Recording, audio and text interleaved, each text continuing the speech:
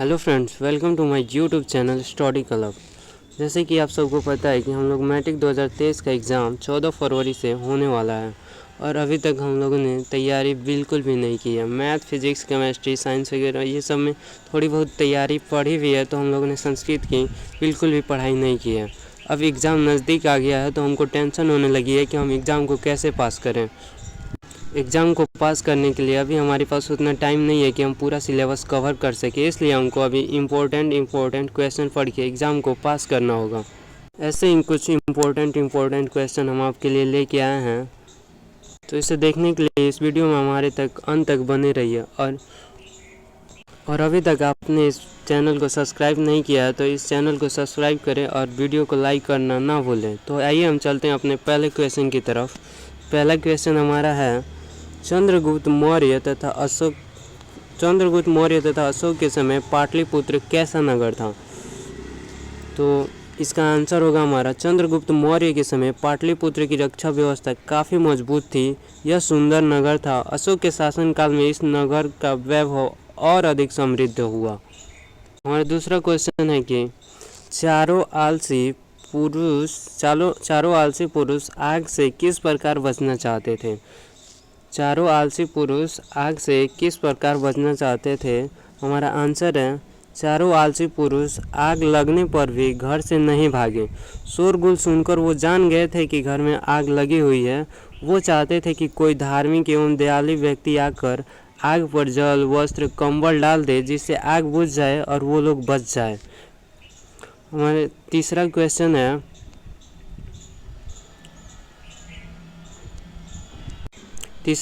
हमारा है, संस्कृत साहित्य लेखिका पाठ के आधार पर लेखक के संदेश को स्पष्ट कीजिए।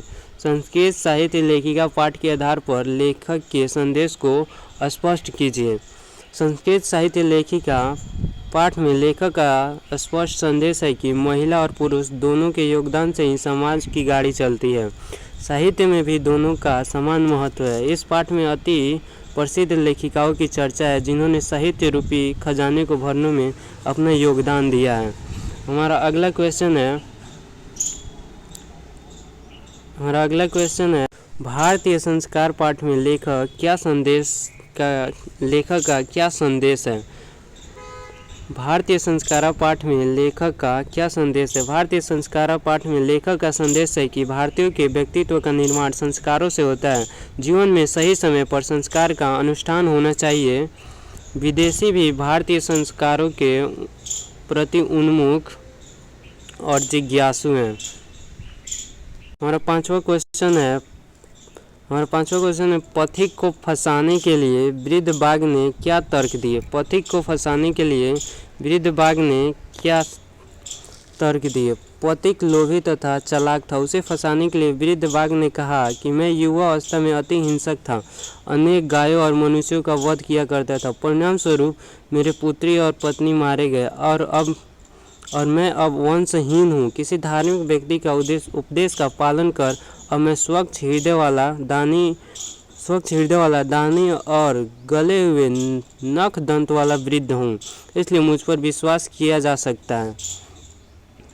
हमारा छठा क्वेश्चन है, कर्ण की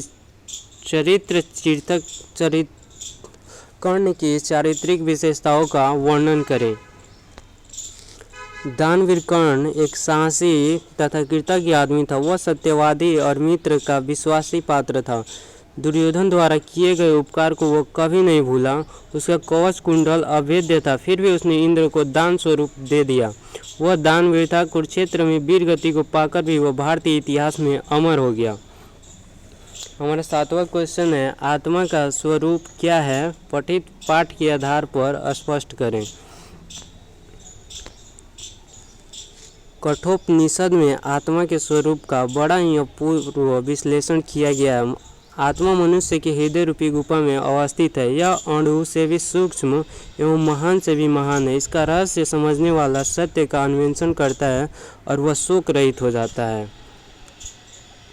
हमारा अगला क्वेश्चन है, नीति श्लोक पाठ से हमें क्या संदेश मिलता है? नीति श्लोक पाठ से हमें क्या संदेश मिलता है? नीति श्लोक पाठ महात्मा विदुर द्वारा रचित विदुर नीति ग्रंथ से उद्धत है। इस ग्रंथ में महाभारत भगवत गीता में समान चित्त को शांत करने वाला आध्यात्मिक श्लोक है। इन श्लोक में जीवन के यथार्थ पक्ष का वर्णन किया गया। इससे संदेश मिलता है कि सत्य ही सर्वश्रेष्ठ है। सत्य के मार्ग से कदापि विचलित नहीं होना चाहिए। 9वां क्वेश्चन है हमारा, श्री राम के प्राकृतिक सौंदर्य बोध पर अपने विचार लिखिए। श्री राम के प्राकृतिक सौंदर्य बोध पर अपना विचार लिखिए। वनवास काल में जब राम सीता और लक्ष्मण के साथ चित्रकूट जाते हैं तब मंदाकिनी की प्राकृतिक सुषमा से प्रभावित हो जाते हैं। वे सीता से कहते हैं कि यह नदी प्राकृतिक उपादान से संबलित चित्त को आकर्षित कर रही है। रंग बिरंगी छटा वाला हंसों द्वारा सुशोभित है। ऋषिगण इसके निर्मल जल में स्नान कर रहे हैं। ऊंची कछारों वाली यह नदी अत्यंत रमणीय लग रही है। ये सारे क्वेश्चन बहुत ही इम्पोर्टेंट क्वेश्चन है। ये सारे VVI क्वेश्चन है एग्ज़ाम में, इसलिए आपको बहुत ध्यान से इसको देखना और याद करना चाहिए। हमारा 10वां क्वेश्चन है, धन और दवा किसे देना उचित है। धन और दवा किसे देना उचित है। इसका आंसर होगा धन और दवा योग्य व्यक्ति को ही देना चाहिए। धनवान को धन देना और निरोग को दवा देना किसी काम का नहीं होता, अर्थात इनकी कोई उपयोगिता नहीं है।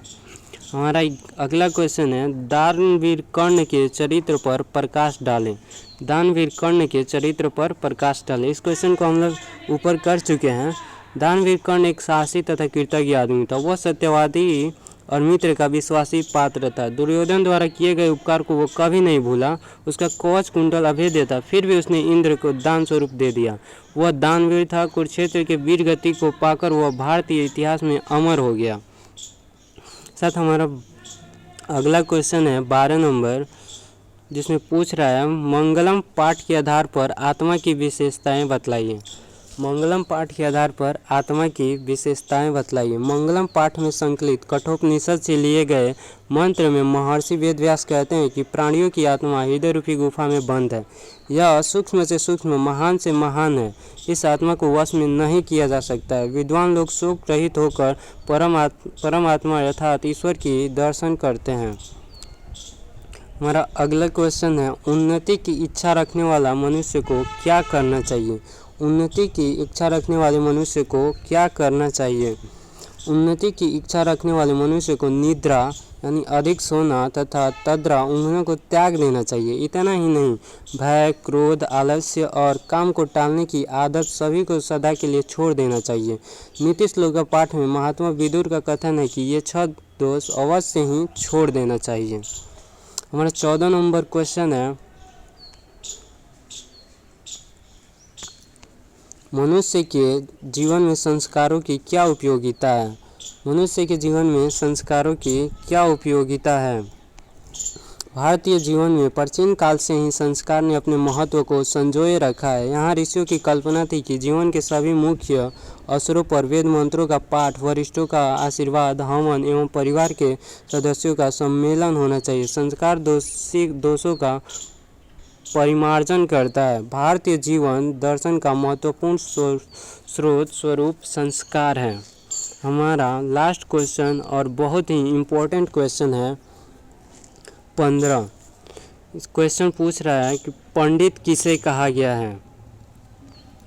पंडित किसे कहा गया है। इसका आंसर होगा जिसके कर्मों को सर्दी, गर्मी, भय, आनंद, उन्नति अवनति बाधा नहीं डालते हैं, उसे ही पंडित कहा गया है। इतना ही नहीं, सभी जीवों के रहस्य को जानने वाला, सभी के कर्मों के कौशल को जानने वाला तथा मनुष्यों के उन्नति के उपाय जानने वालों को भी पंडित कहा गया है।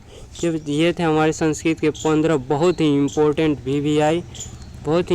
VVI क्वेश्चन जो हर साल एग्ज़ाम में पूछे जाते हैं और इसे पढ़कर आप एग्ज़ाम में अच्छे खासे नंबर स्कोर कर सकते हैं।